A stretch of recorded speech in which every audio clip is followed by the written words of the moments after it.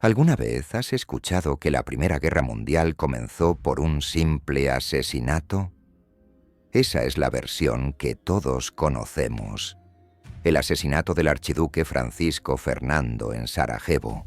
Un incidente que aparentemente fue suficiente para encender el conflicto que arrastró a millones al desastre. Pero, ¿y si te dijera que la verdadera chispa que provocó la guerra no fue un balazo, sino un número mucho más peligroso? ¿Un cheque? Así es. Lo que realmente encendió la guerra fue una red secreta de banqueros, moviendo dinero de un lado a otro, financiando no solo a un bando, sino a ambos, y todo, mientras el mundo miraba, pensando que la economía global era segura. Imagina que la economía mundial es una cadena, y cada nación es un eslabón frágil, sometido a presiones invisibles. A simple vista, parece todo sólido, pero basta que uno de esos eslabones se rompa para que la cadena entera se desplome. Los grandes imperios europeos estaban quebrados, endeudados hasta el cuello, y los prestamistas, desde Londres hasta Nueva York, les dieron la mano. Esas deudas no solo impulsaron la guerra, las financiaron. Hoy vamos a destapar cómo esos banqueros, invisibles en la historia, fueron los verdaderos arquitectos del caos. La historia de la Primera Guerra Mundial es, en muchos sentidos, la historia de una crisis económica que se gestó durante décadas, alimentada por la avaricia, el endeudamiento excesivo y la falta de control de los grandes bancos. Para entender cómo se llegó a este colapso, debemos retroceder al siglo XIX, cuando las grandes potencias europeas comenzaron a construir sus imperios coloniales. A medida que sus economías industriales crecían, también lo hacían sus necesidades de recursos, y los territorios en África, Asia y América Latina se convirtieron en piezas clave de un juego económico global. Los países competían por acceder a materias primas baratas, como goma, algodón, oro y petróleo, necesarios para alimentar sus fábricas y mantener su crecimiento. Sin embargo, este crecimiento tuvo un costo. La expansión imperial no era barata. Las grandes potencias europeas necesitaban financiar la construcción de infraestructuras como ferrocarriles, puertos y fortificaciones, además de costear las guerras y conflictos con las poblaciones locales que resistían la colonización. Los gobiernos se endeudaron enormemente, y no solo con sus propios ciudadanos a través de bonos del Estado, sino también con los poderosos bancos privados que dominaban el panorama financiero de la época. Entre estos, destacaban los Rothschild en Londres y París, Barings en Londres y J.P. Morgan en Nueva York, que financiaban a las naciones a cambio de acuerdos de préstamos a altas tasas de interés. Por ejemplo, el Reino Unido, que ya había construido un vasto imperio colonial, se encontraba en una espiral de deuda a principios del siglo XX. A pesar de ser una de las economías más poderosas del mundo, la expansión y el mantenimiento del imperio le costaban miles de millones de libras. Gran parte de esa deuda estaba respaldada por los ingresos generados en las colonias, lo que generaba una red de dependencia entre los gobiernos y los bancos privados.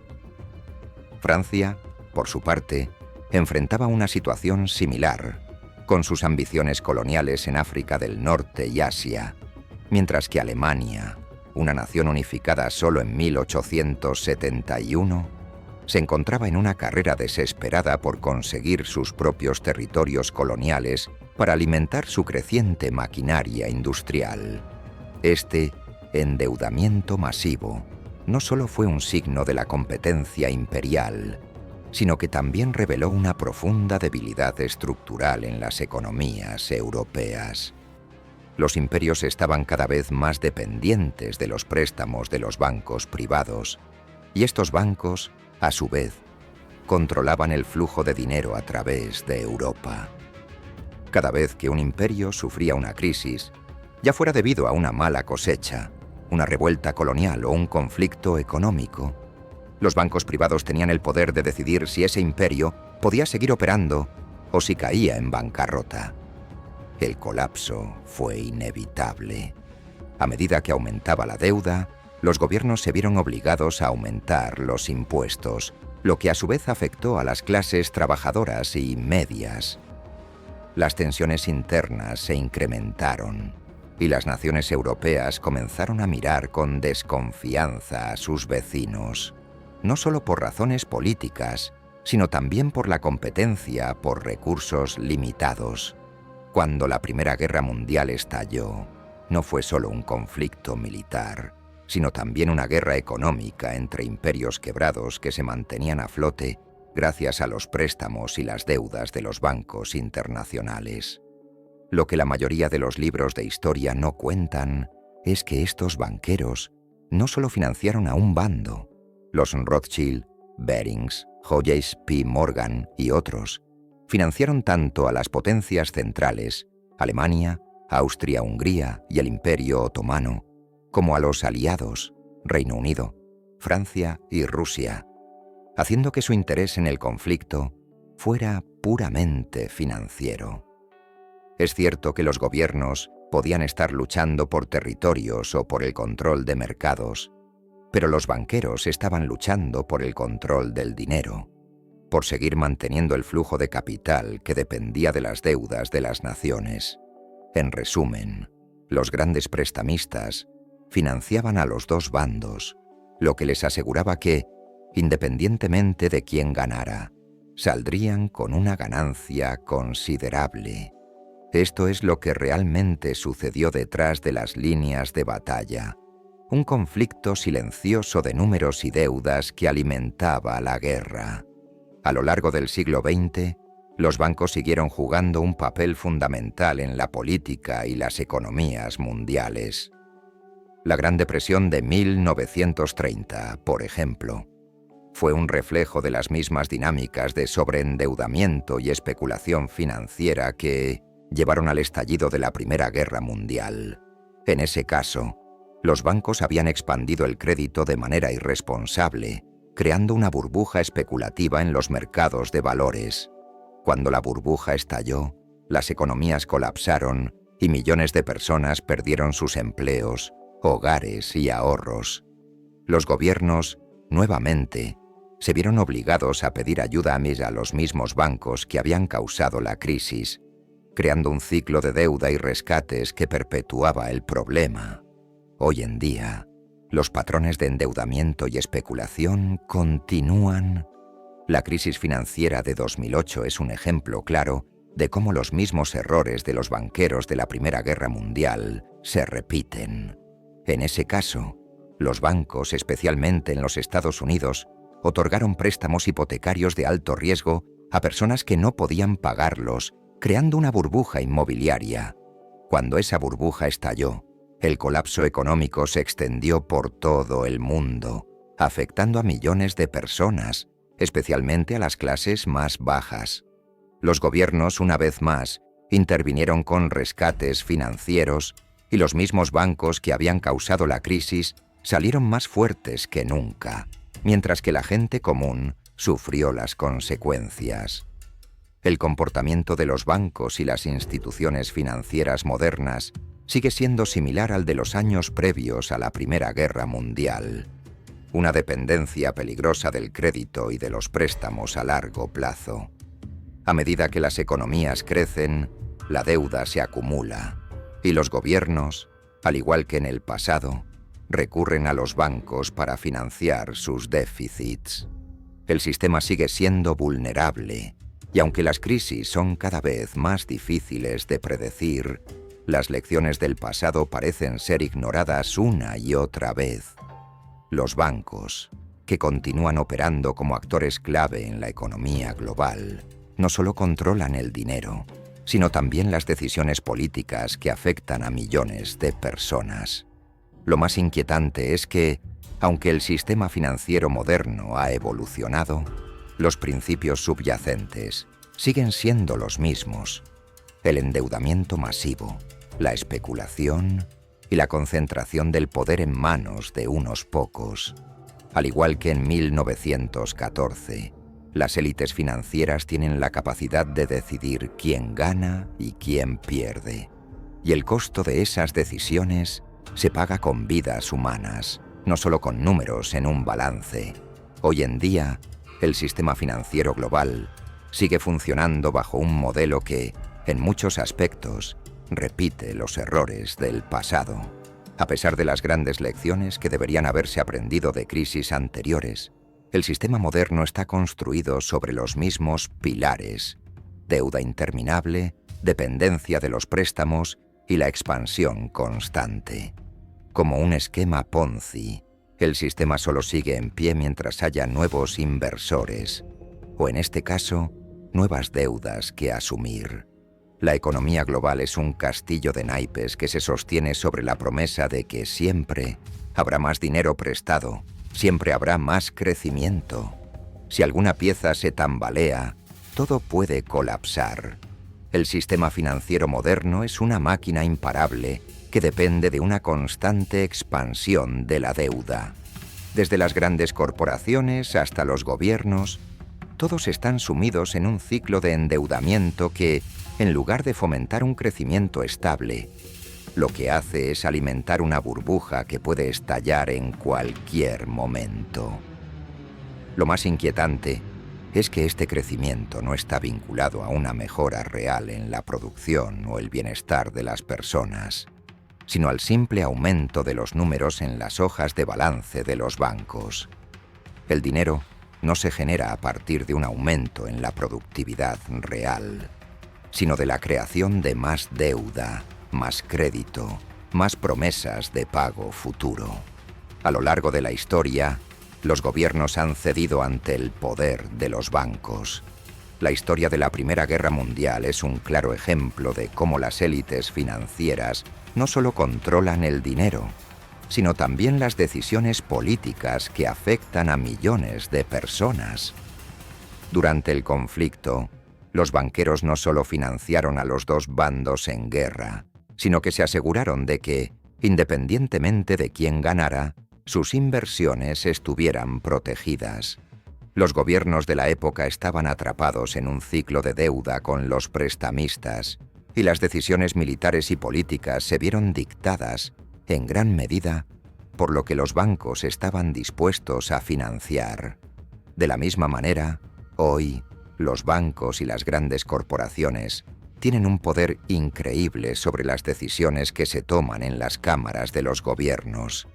El rescate de bancos en crisis, como el de 2008, es una manifestación clara de este poder. En lugar de que sean los ciudadanos quienes se beneficien de las políticas públicas, son los grandes prestamistas y sus accionistas quienes siempre ganan. Esto es aún más evidente si miramos cómo las políticas económicas actuales siguen favoreciendo a las grandes corporaciones y los bancos, mientras las clases más desfavorecidas pagan el precio. La expansión de la deuda pública, financiada por bancos centrales que imprimen dinero a su voluntad, solo beneficia a una pequeña élite que controla las instituciones financieras. Mientras tanto, la mayoría de las personas se enfrenta a un futuro de incertidumbre económica, con una deuda personal que no deja de crecer, salarios estancados y una falta generalizada de estabilidad. Las políticas de rescates bancarios que vimos tras la crisis financiera de 2008 son un ejemplo claro de cómo el sistema económico sigue siendo un juego de trampa, donde los que están en la cima salen siempre favorecidos, mientras que las clases medias y bajas terminan cargando con las consecuencias. Este sistema es insostenible. El modelo económico actual sigue promoviendo la expansión de la deuda, sin considerar el riesgo de que, en algún momento, esa deuda se vuelva impaga. La inflación, la devaluación de las monedas y la constante creación de dinero solo sirven para aumentar la desigualdad. Mientras más dinero se imprime, más se diluye el valor real de las monedas y, por ende, el poder adquisitivo de las personas. Esta es la trampa de la deuda, donde las naciones y los individuos terminan siendo esclavos de los bancos, trabajando cada vez más para pagar una deuda que nunca parece disminuir. La lección más importante que podemos aprender de los colapsos históricos es que los sistemas financieros son inherentemente inestables. El modelo de deuda infinita que parece ser la base de todas las economías modernas es insostenible. La historia nos ha mostrado una y otra vez que las burbujas financieras siempre estallan, que las deudas no se pueden mantener por siempre y que, eventualmente, el sistema se colapsará. En 1914, las grandes potencias europeas cayeron en la Primera Guerra Mundial, no solo por sus diferencias políticas o territoriales, sino por su propia debilidad económica, por un sistema financiero que estaba al borde del colapso. La lección que debemos aprender hoy es que este mismo sistema sigue existiendo y que su estabilidad es una ilusión. Cada vez que un gobierno asume más deuda, cada vez que se aprueban rescates para bancos demasiado grandes para caer, el sistema se hace más frágil. Es aquí donde entra la preparación personal. Si hay algo que las crisis económicas nos han enseñado, es que el sistema está diseñado para beneficiar a unos pocos, mientras que la mayoría termina pagando el precio. La desconfianza en el sistema financiero moderno no es solo saludable, sino necesaria.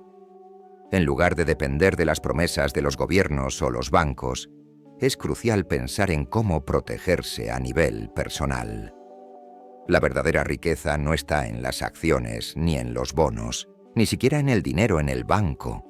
La verdadera riqueza está en los activos tangibles: el oro, la tierra, el conocimiento. Estos son los recursos que no pueden ser manipulados ni impresos por los gobiernos, los recursos que tienen un valor intrínseco que sobrevive a las crisis económicas.